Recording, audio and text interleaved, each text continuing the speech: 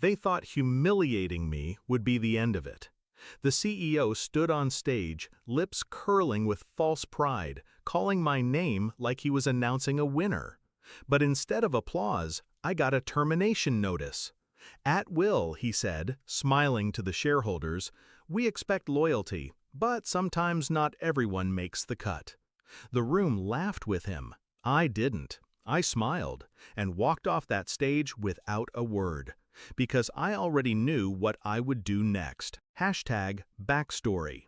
I wasn't just another compliance officer, I was the compliance officer. I built the certification program that kept the company in good standing with regulators. My work was invisible to most, but it was the scaffolding holding their empire upright. When I joined, the CEO told me I was family. His wife sent me holiday cards. I believed them when they said I mattered. For years, I sacrificed nights, weekends, and parts of myself to keep this company bulletproof. But families don't discard you in front of strangers. Families don't strip you of dignity for sport. #the discovery. The signs had been there. New consultants whispering in corridors. CFO meetings I was accidentally left out of. Then, the sudden pressure to streamline compliance costs. They wanted cheaper, less vigilant oversight. I knew why. Hidden contracts, offshore books, risks buried under pretty slides. I'd seen hints, enough to know they were preparing to cut corners and profit. My diligence was an inconvenience, and inconvenient people get erased. #the shift. I didn't cry, didn't scream, didn't plead. I did what I always did best. I documented. Every certification tied to my name.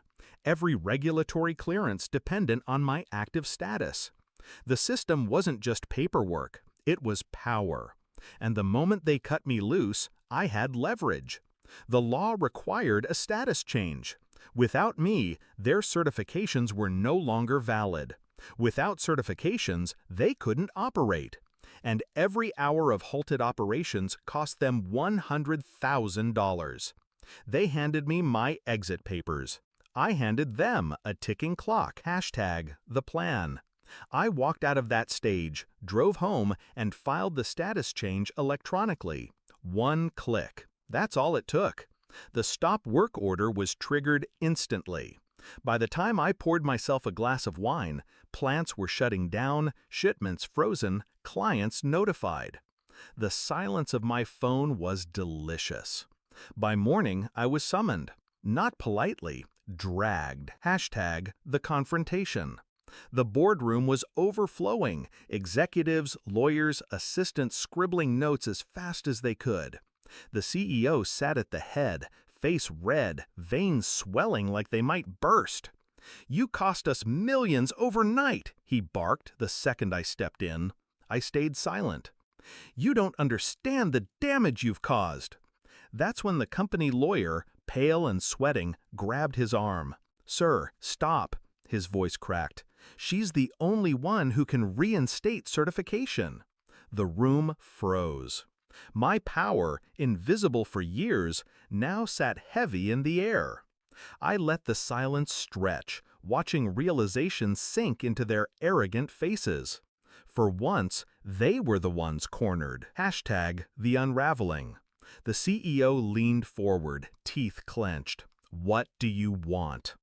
I didn't answer right away. I pulled out a folder. Inside were the documents I had prepared weeks earlier. Quietly, methodically. Evidence of financial manipulation, offshore accounts, unreported deals. Everything I'd gathered in the shadows while they plotted my removal. I slid the folder across the table. "I want you gone." He flipped through the pages, color draining from his face. The lawyer read over his shoulder, jaw tightening. "This is criminal exposure," he whispered. I sat back, calm. "Resign today. Step down quietly. Or I go public. Regulators, media, clients, you won't survive the storm." The lawyer didn't argue. He didn't even look at the CEO. He just nodded, defeated.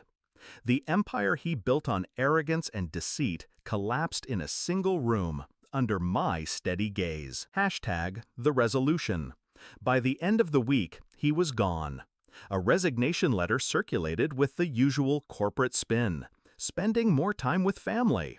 The irony almost made me laugh. The board reinstated me, not out of respect, but out of survival. They handed me more power than I'd ever had. They thought they were safe again, but I was done saving them. I took the reinstatement, rebuilt the certifications, stabilized the bleeding, and then, when the timing was perfect, I left on my terms, with my evidence intact, my reputation untarnished, and his downfall sealed forever. Hashtag the reflection. He thought he humiliated me by taking my job, but humiliation is temporary. Revenge, when crafted with patience, is permanent. They say compliance is boring, invisible, forgettable, but I know better.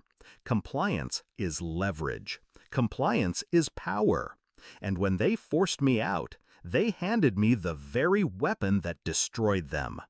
I didn't raise my voice in that boardroom. I didn't need.